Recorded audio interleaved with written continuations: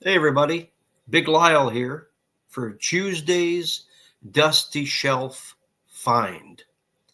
I'm going to show you something here that I found a few years ago at an antique store. Wasn't really looking for anything in particular, I was just out walking around. Pardon me. And the owner of the antique store comes up to me and she says, "Well, if you're looking for war stuff or comics or stuff, it'll be in the far section." So I went down there and had a look, and they had stuff that was not exactly what I was looking for. I had, a lot of war memorabilia, stuff like that. But probably I would have collected it if I was, a teenager. And which I collected some of that stuff when I was much younger, but not anymore. And so I was looking around, and they had one of these glass spinner racks, and this book staring me in the face like, "Pick me, pick me."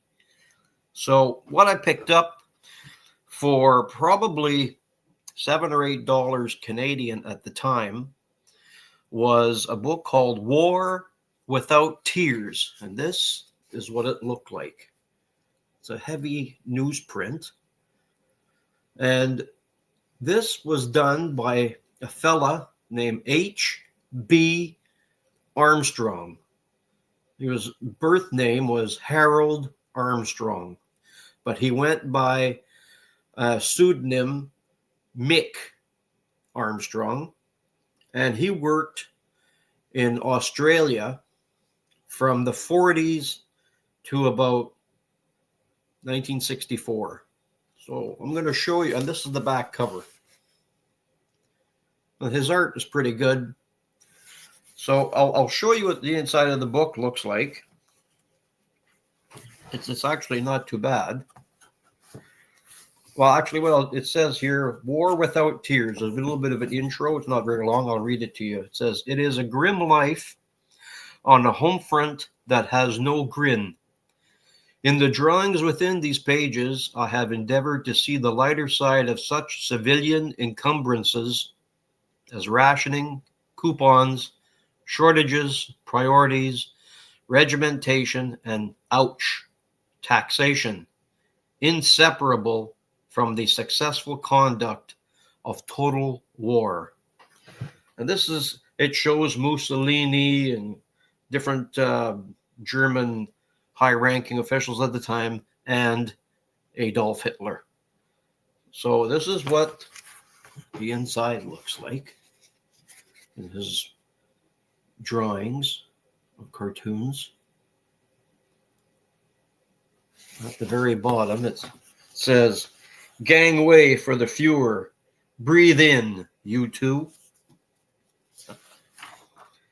And this is some other stuff that he has in his book. I'm going to go through the whole book. It's not that many pages, but I thought maybe I would share this with you because I've had it for a long time,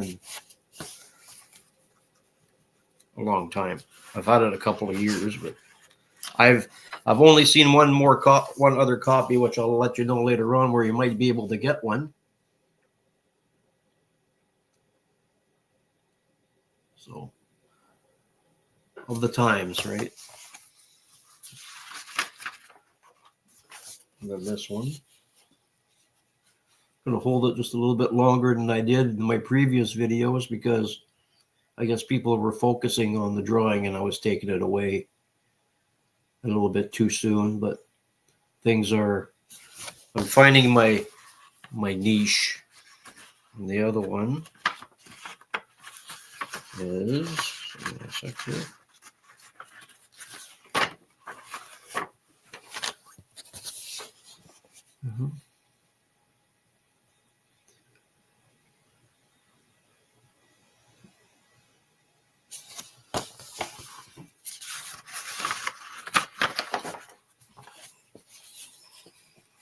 This one. Not bad because this fellow started drawing at 16 years old. So Harold Armstrong was born in 1903 and he died in 1978. Born in Paddington, New South Wales, Australia.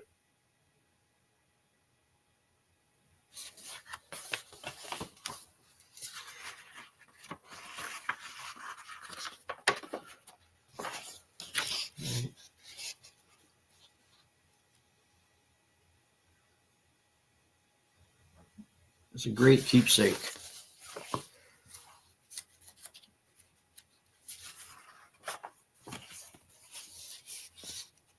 I hope everybody likes it.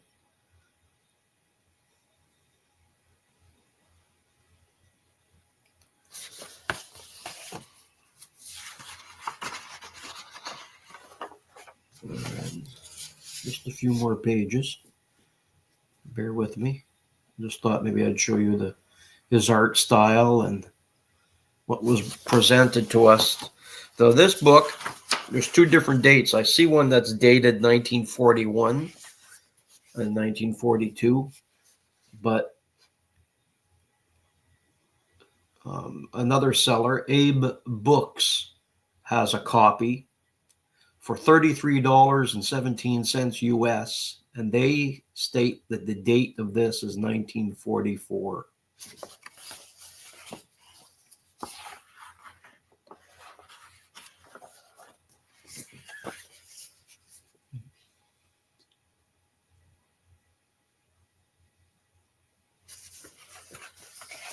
Okay. Now there's some funny ones in here where I think it's Goring that says, Schmid, where's dot one I won for bravery?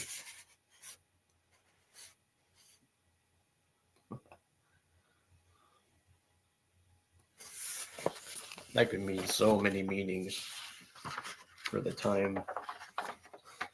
And I'll show you the last page, or the last couple of pages here. I've shown this before, I think on Alan's show, The Comic Collector Geek, on the Friday Night Hangout when I purchased it, but I just showed the covers, not the inside. And the last page in there says, so their stars say dot, does they?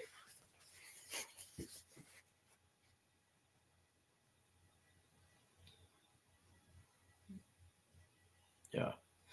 Anything with Hitler in there seems to be very collectible. So I'll give you a little bit of information in my crib notes.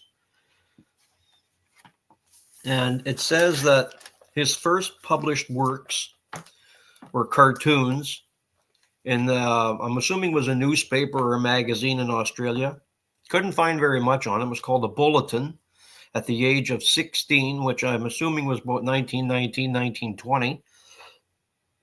He contributed to the Melbourne Punch in 1925, the Sydney Sun in 1932, Melbourne Herald 1932 to 34, Melbourne Star 1934 to 36, the Argus, which this was the reprinted publication from the Argus that he worked at from 1936 to 1957, and the Sun News Pictorial 1957 to 1959, as well as Smith's Weekly and Aussie.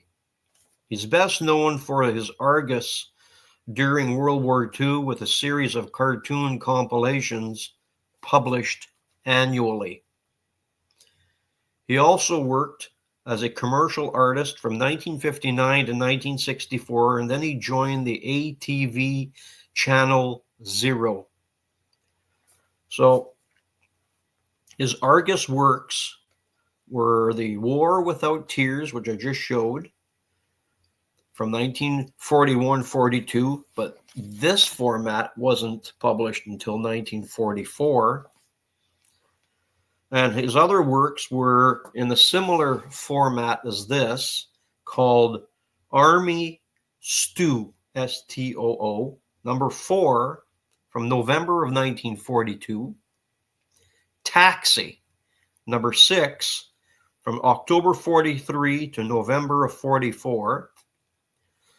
They also did a draw book, Armstrong's How to Draw 'em, from 1945, and Stag at Bay, November 1945. He did a Civvy, which is spelled C-I-V-V-Y, Civvy Symphony, in December of 1946. Then he did 2 humor magazines, under the publication of New Century, the 1922 series, Volume 29, number 39, September 30th, 1949, and Volume 30, number 7, which came out February 17th, 1950. They were like a magazine cartoon. And I got the info from a site online called Oz Reprints that deal with documents of Australian comics from the 1940s to the 1980s. And that's pretty much the information that I could find on him, which I think is pretty good because it only took me a few hours to find all of that. So this is my Tuesday's Dusty Shelf find. I hope you enjoyed it. And like, comment, and subscribe. And I'll try and do a special from my collection of stuff that I have found in antique stores, in garbage, that comic book places and antique stores that I've visited across the province and this country that said if they just sit and they don't sell, they go in the garbage. So I'm always hoping that I find stuff like that because I want to save it from the trash. Thank you very much for listening and watching. I appreciate everybody that has subscribed to my site because I just can't believe it. I've done this, I think this is my 5th or 6th video. And again, I want to thank everybody from the bottom of my heart. You guys are the best, and continue with the comments. I'll answer as many as I can. Have a good day. Thank you, everybody.